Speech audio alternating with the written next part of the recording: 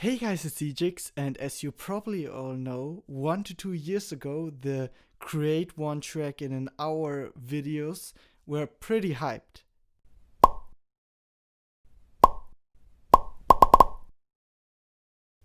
Yeah, they really were. And that's why I wanted to try out this challenge as well, 2 years after it was hyped. Let's get to it. So in this video you are going to see a speed through of my hour-long attempt and me explaining what I did. First of all, I just found myself some simple chords and tried out some notes. After I found those chords, I did this sound design for those chords in the drop, and I didn't really pay much attention to the sound in general and went with sounds that I knew sounded good from previous songs. And then I just filled in the kick on 1, 2, 3, 4 like every house song does, and tried finding a melody with a electric guitar, which didn't work. After I finished the first steps, I went straight to the bass, took the root notes of the chords and just chose sounds by memory. Then I took on the lead melody. I knew I would not find anything epic, so straight away I just took the first melody I found and went to the sound design of the leads.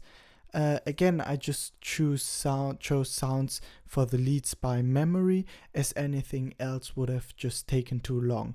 And yeah, that's how I came up with the full drop. The next step was the build-up, and for that I took the lead melody and chords and put some effects on it to let it swoop into the drop. And of course, every good build-up needs a snare, so I took one from Kashmir and did a basic snare pattern for it. This really was tedious because I needed to put every single snare into its place, but it definitely paid off, as you will hear later.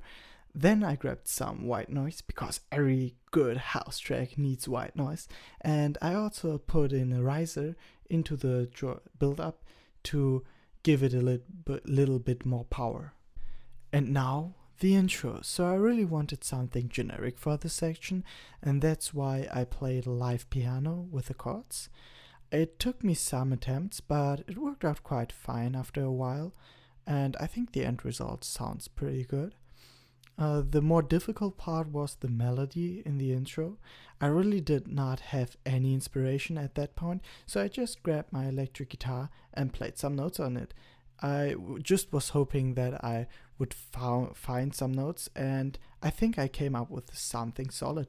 At the end, I just slapped on some effects on the guitar and went on to the drums. So about the drums, there's really nothing special about that, so I will keep it short. I used a drum machine to create a basic snare kick pattern, kept it generic, as you will hear later. I just wanted to have something in the background to keep the intro more interesting. It turned out quite well, as you will hear later. On to the next part, and the final one was the break. It is there to glue the intro and the build up together, and my idea for that was to add some pads and make something ambient out of the break.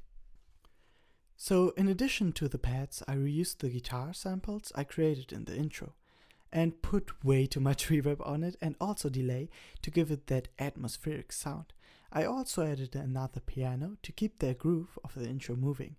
To finish the break, I put on some effects on the pads and the piano, and now we are getting onto the finishing touches. So for that, I really relied on automation and could create a feeling where the instruments would slowly flow into the song rather than letting them appear suddenly.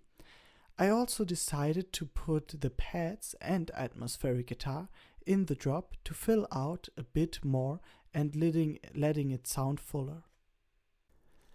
Now comes the point where I realized that I had more time on my hand than I expected, and I used that spare time to create a drum break in the middle of the drop to give the drop a bit more diversity. I'm not going to lie, this took so long because I could not figure out the rhythm I had in my head. In the end though, I found the rhythm and I used the tom for the drum break.